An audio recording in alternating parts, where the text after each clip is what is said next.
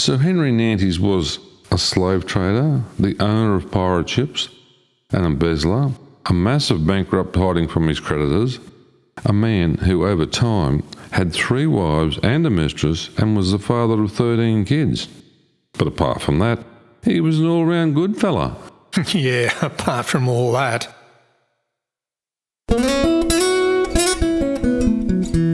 G'day, I'm Peter. G'day, I'm Greg. Welcome to Today's Stories from Our Past, a podcast about a history of Australia from about 1800 onwards. The story is told through the experiences of those who lived it. We'll tell you stories about Australia that you probably haven't heard before.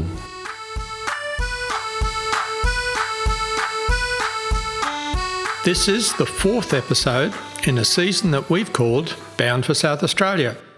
If you haven't listened to this season from episode 1, we'd suggest that you stop listening now and go back to the beginning. So, in the last episode, we talked about the staggered First Fleet and how it travelled to South Australia, as well as the backstories of Colonel Light, George Kingston, and my ancestor, William Henry Neale. I believe that William Henry Neale went to South Australia to escape the clutches of the debtors' court. He owed a fortune, £6,000.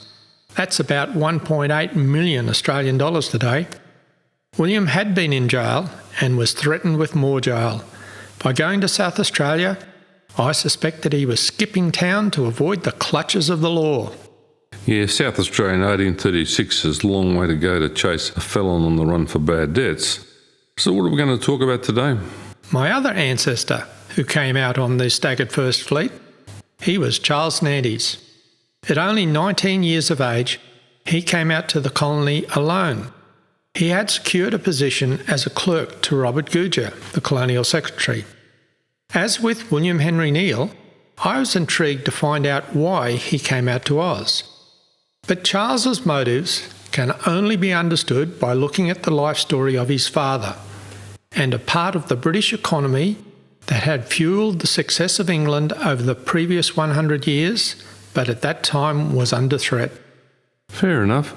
What do you know about Charles's father? Charles's father was Henry Wilhelm Nantez, but he was not born with that name. He was born Heinrich Wilhelm Nantez. He was born on 29 March 1764 in Bremen, Germany, to Dorothea Brandt and Hermann Nantes. Bremen is now part of Germany, but at that time it was a free city. As an autonomous republic, the oldest in Germany, it joined the German Confederation in 1815 and the reconstituted German Empire in 1871. Bremen was known as a trading centre, and Heinrich's father, Hermann, owned and captained sailing ships. Unfortunately for young Heinrich, his father Hermann died in December 1778 off the coast of Suriname. Hermann was just 44 years old. He drowned at sea when his ship went down with all hands. Hermann was the captain and the sole owner. Heinrich was only 14 years old when his father died. The Nantes trading activities connected them to many parts of the world, including countries that are now known as Suriname and Haiti. They owned sugar plantations there in both countries. Suriname is a small country on the northern end of South America. It was originally known as Dutch Guiana and had British Guiana on one side and French Guiana on the other. Before his father's death, when Heinrich was just 10 years old, that's in 1774, Heinrich moved to London with his uncle Daniel. It was very usual in the 18th century for German merchant houses to set up branches in London. London had become the capital of world trade, and that was a business that the Nantes family knew very well. Okay, that sounds like a good move. What happens in London? Firstly, Heinrich Nantes became Henry Nantes.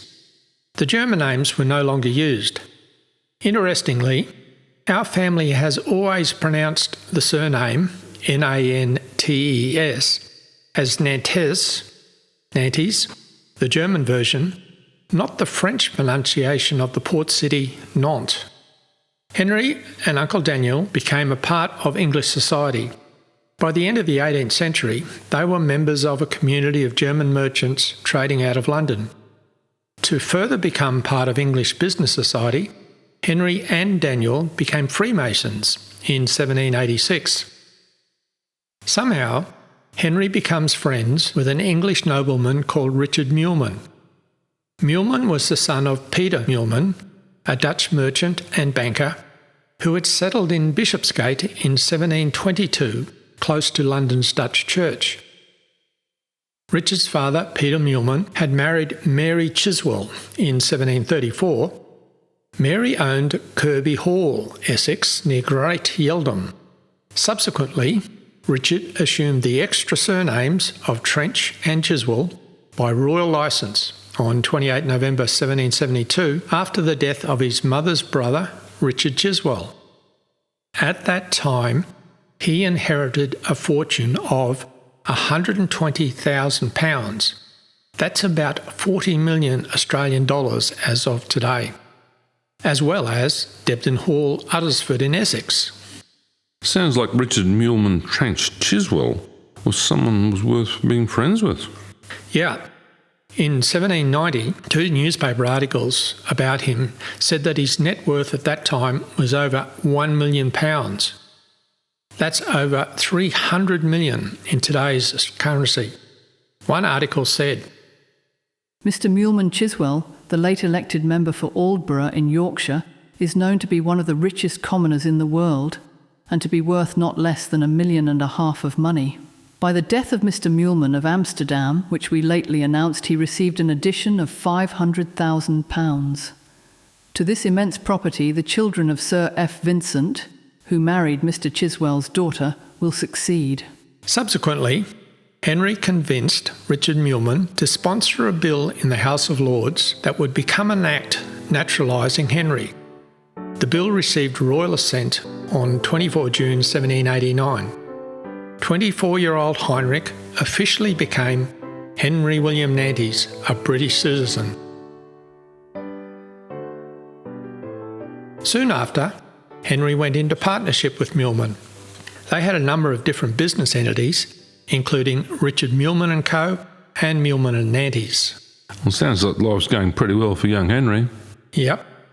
Then he takes another step forward. On 2 August 1793, Henry married Mary Ann Vogel of Battersea. She was a German merchant's daughter. The wedding was held at St Mary's at Battersea, and his uncle Daniel was a witness. At this time, Henry lived at 46 Old Broad Street in London. That's quite near the Bank of England in the city. They had a son, Daniel, born on 16 October 1795, and a daughter, Christina Adelaide, born in 1797. Then another son, Henry Vogel, was born in 1798. Henry was also engaged in acts of philanthropy, as was customary at the time for a person of certain means. He's listed as a benefactor of the Magdalen Hospital in London. He was also a subscriber to the publication of books, effectively funding their whole publication. One book was a history of the German states. Life sounds great for Henry. What's up? Henry and the family then moved into a mansion on the Thames River at Battersea called Sherwood House. The description is as follows. Description of Sherwood House on the banks of the Thames, Battersea. The capital and singularly elegant villa called Sherwood House, with stabling for 10 horses, 3 coach houses, extensive offices of every description suited to the villa, and the farm orney. Pleasure ground disposed with infinite taste, and an opening from the elegant suite of apartments into a conservatory, fruiting house, billiard room, etc., etc.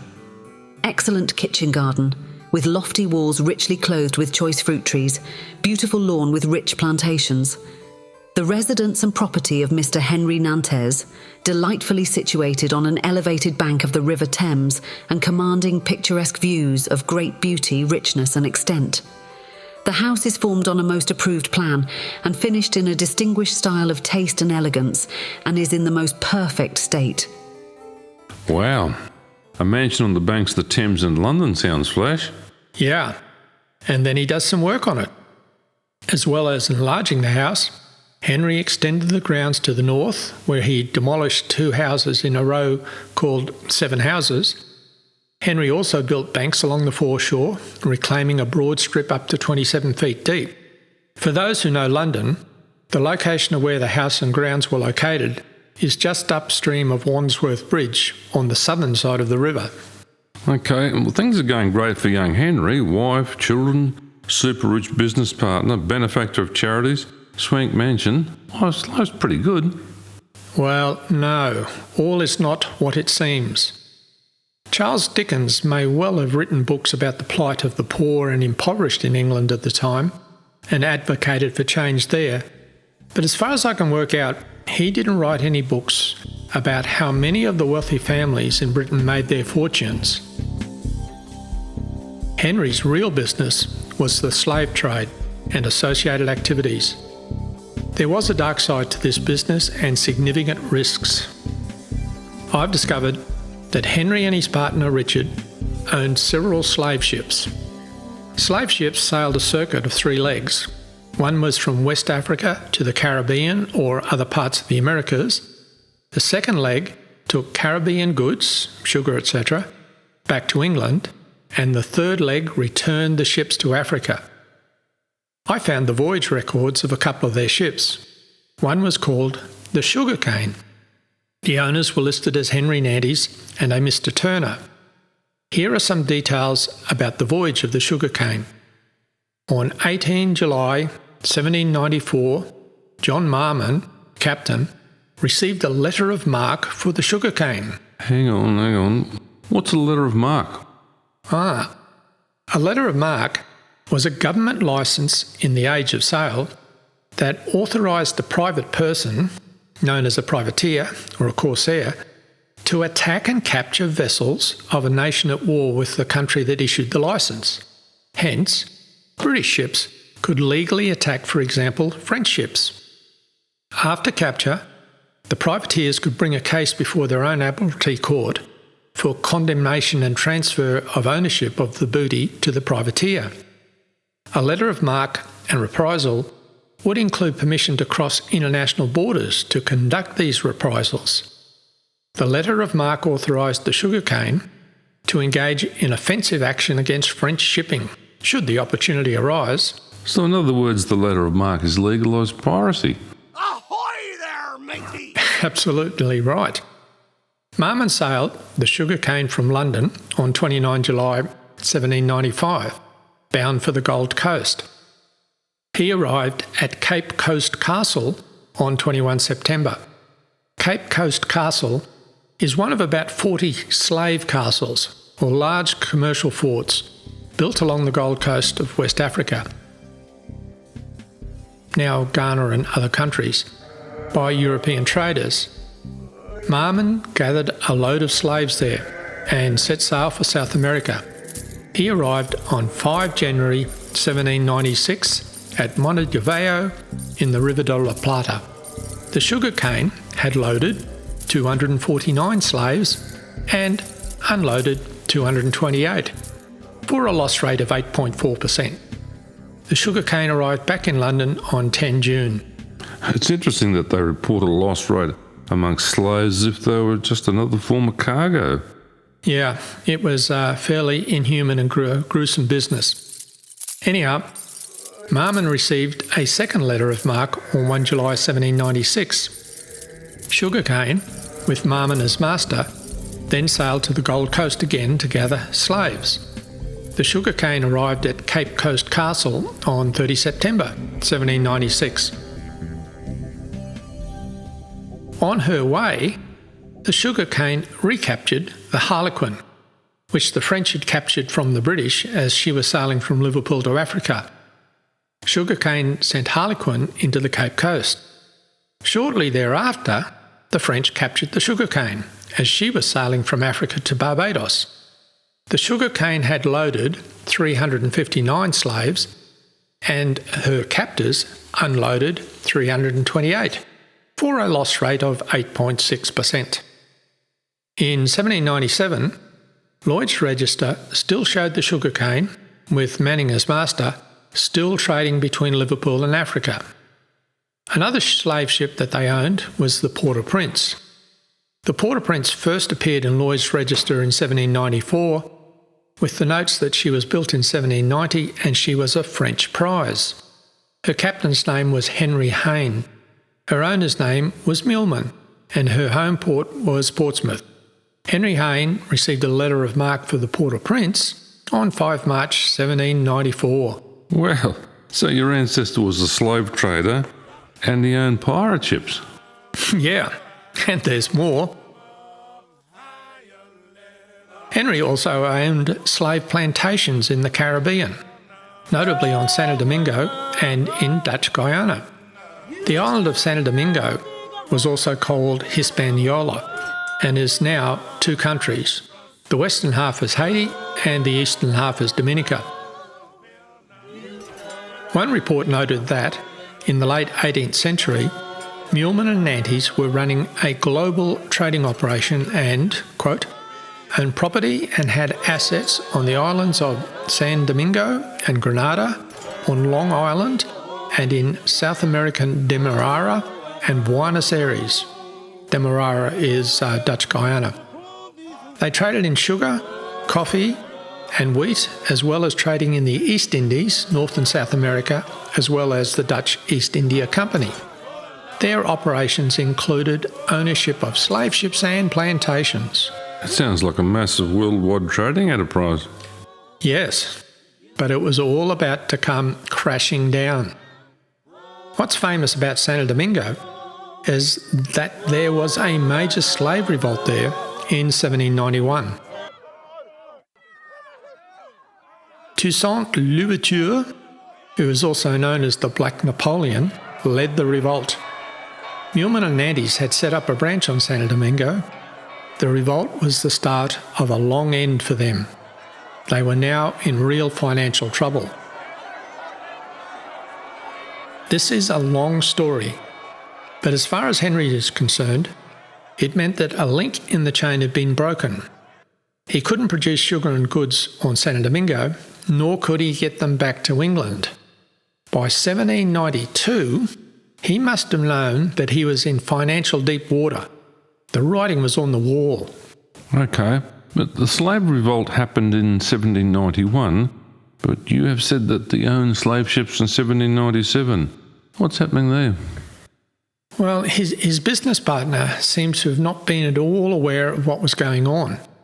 In 1796, Richard Chiswell bought his seat in the House of Lords from the 4th Duke of Newcastle's trustees.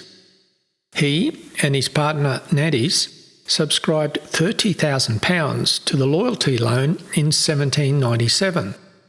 This was a loan to the government to finance a war in Ireland. Newspapers later noted that they really didn't have the funds to do this, for they were on the verge of bankruptcy. One paper noted, quote, an adventure in East Indian scrip about 7 years ago proved a very losing account. It took several years, but eventually the inevitable happened. On 11 February 1797, Muilman & Co. was declared bankrupt, owing £450,000. That's over 145 million Australian dollars today. Wow, that is a lot of money. What happened after that? Every report of the bankruptcy says the same thing. Richard Chiswell's mind became deranged because of unsuccessful speculations in the Indies, in which he lost £450,000. He shot himself in his country house on 3rd of February 1797. His partner, Henry Nantes, disappeared. Well, Henry just disappeared. He can't have died, or you wouldn't be here. Do you know what happened to him? And what does it mean when he disappeared? He did a Christopher Skase. For those who don't know, Skase was an Australian businessman who became one of his country's most wanted fugitives. After his business empire crashed spectacularly, he fled to Majorca, an island off Spain. By 1989, it became clear that Skase had overextended himself. Skase had begun obtaining and moving money into foreign bank accounts in July 1989. Despite efforts lasting more than a decade, the creditor's trustee was unable to trace much of the missing money. Skase was charged with improperly using his position to obtain management fees, briefly arrested and spent one night in jail. However, and I really can't believe this, he was later released and allowed to regain his passport. He promptly fled the country. He was eventually tracked down in Majorca. Despite years of trying, the Australian authorities could never get him back to Oz. So you mean that Henry Nantes went off to Majorca in Spain to hide away? Well, close. Henry went to the Isle of Man. Somehow, the authorities never seemed to have tracked him down there. In the meantime, the authorities auctioned off his mansion on the Thames. Sherwood House was sold. The sale was reported thus. Sherwood House, late the property of Mr. Nantes, partner in the house of Mr. Muilman and Co., was sold on Monday for 16 to 60 guinea. Considering Mr. Christie's fanciful description of it, the fee certainly sold cheap. He says, in his catalogue, that the villa is situated on an elevated bank of the Thames, whose silver surface reflects the simple and elegant elevation of the building. The approach to the eating room is through folding doors into a conservatory 40 feet by 16, imparting to the dwelling all the genial warmth of the Oriental or Occidental climates, and diffusing at pleasure through the apartments the perfume of the most odoriferous plants. This description must convince Mr. Sheridan how little he knew of the art of puffing when he wrote The Critic. It is reported that Henry moved to a smaller riverside house, the Pavilion, at Nine Elms, with support from his merchant uncle Daniel Nantes. In reality, he was elsewhere. Henry had fled to the Isle of Man. Soon after, a ship owned by Muilman & Co. was auctioned. This was the start of debtors trying to reclaim some of their funds. Stories of the fall of Muilman and Nantes filled the British newspapers. Well, things aren't going so well for the high-flying Henry. No, and it got worse. Soon after, there were some family tragedies. His wife Mary Ann passed away in January 1800 in Ramsgate, Kent, at the age of 27. They'd been married for 6 years. Then his son, Henry Vogel, passed away on 22 May 1800 when he was only 1 year old. Some tough times for Henry. Yeah. Now, I can't work out where Henry was when his wife dies. It could have been London or the Isle of Man. I suspect that he already fled to Man because the next event in his life is another marriage. Henry Wilhelm Nantez married Elizabeth Corlett in Braddon on the Isle of Man on 29 October 1800, when he was 36 years old. That's only 5 months after his son Henry Vogel died.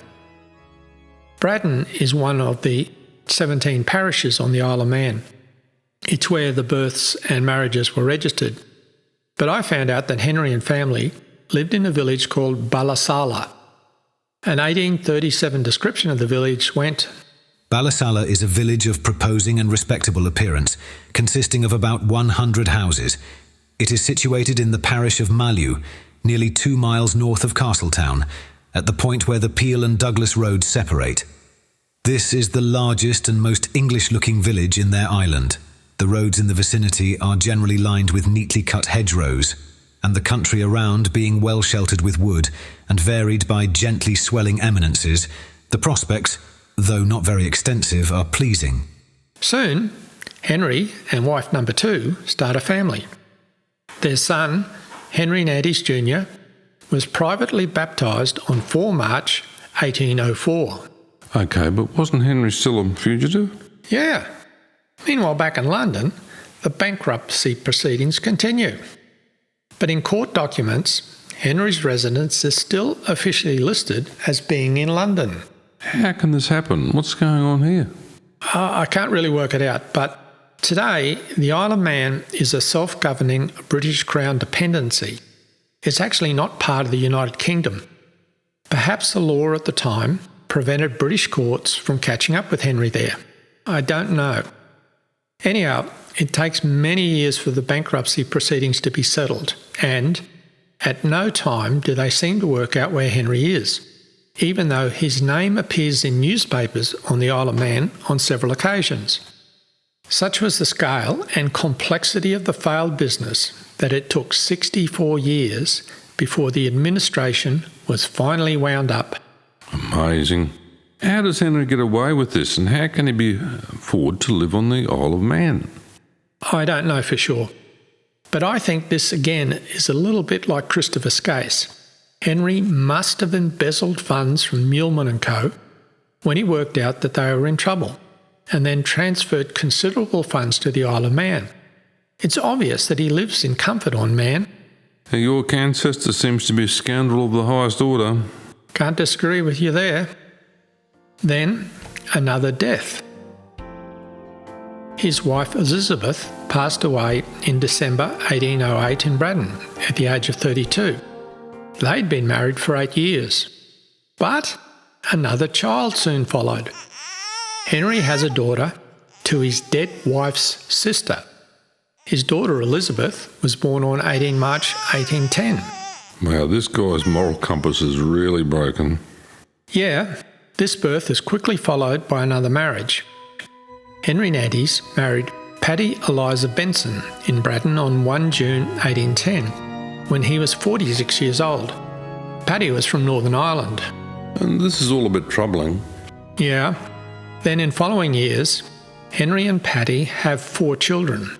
They were John Ogle and William Hamilton, twins born on 10 April 1811, Louisa Ede, born in 1812, and Jane Henrietta, born on 30 April 1813. All along, Henry is living in comfort on the Isle of Man. Then, after 15 years on the Isle of Man, Henry decided that it's safe to return to England.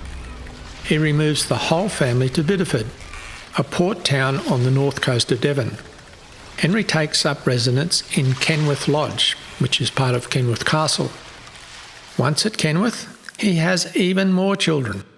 Frederick Thomas, born in 1815, Charles James, born on 26 January 1817, George Willett, born on 28 February 1818, and Alicia, born on 7 July 1825. Sadly, his son Frederick Thomas passed away in 1834 at the age of 19. I've lost count. How many wives and children does he have? Yeah, it is confusing and long, but in the end, Henry married 3 times. His first 2 wives died, and his last wife outlived him. He married Mary Ann Vogel in 1793, Elizabeth Corlett in 1800, and finally Paddy Eliza Benson in 1810. But in addition to his wives, he had a child with his second wife's sister. There were 13 surviving children. Finally, Henry Wilhelm Nantez died in 1836 in Stonehouse, Devon, when he was 72 years old. So Henry Nantes was a slave trader, the owner of pirate ships, an embezzler, a massive bankrupt hiding from his creditors, a man who over time had 3 wives and a mistress and was the father of 13 kids. But apart from that, he was an all-round good fella. Yeah, apart from that, that's about right. I certainly hope that I haven't received too many of his genes. It certainly is a bit surprising to discover that you have an ancestor who was a slave trader. It takes a little while to process that one. Henry was on the Isle of Man for 15 years, from 1800 to 1815. A lot happened in the world during that period. The biggest event was the Napoleonic Wars that ran from 1803 to 1815.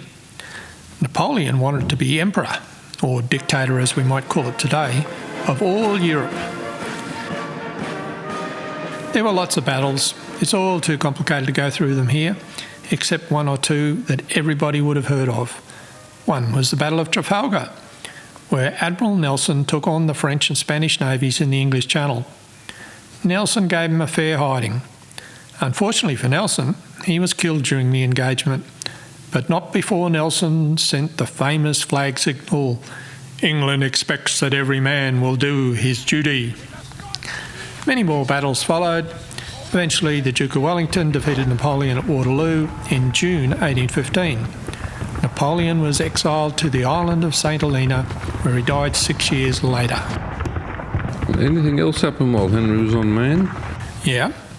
England acquired, if that's the right word, the Elgin Marbles from Greece. Jane Austen wrote Pride and Prejudice, and Beethoven wrote Fur-Elise. Oh, okay. A lot has happened while Henry was hiding out in the Isle of Man. Yep. I don't know what prompted Henry to return to England, but I do find it interesting that he leaves the Isle of Man soon after the defeat of Napoleon. So where does young Charles Nantes fit into all of this? Well, Charles was the surviving child number 11 out of 13. He had few prospects. He wouldn't inherit anything. He couldn't rely on the good name of his father to get a respectable job. By this time, there was a movement in England to stop the slave trade. That, coupled with the massive bankruptcy, must have made Charles's father a pariah. Every day, Charles would have seen migrant ships leaving the harbour at Bideford. He must have thought, is this the best choice for me? Is this the only way in which I can make something of myself? He doesn't seem to have many options, so it's bound to South Australia for young Charles. Yes. In the next episode, we'll discuss how Charles got to South Australia and how he nearly died in the process. Okay. Well, thanks for listening. So it's goodbye from me. And it's goodbye from me.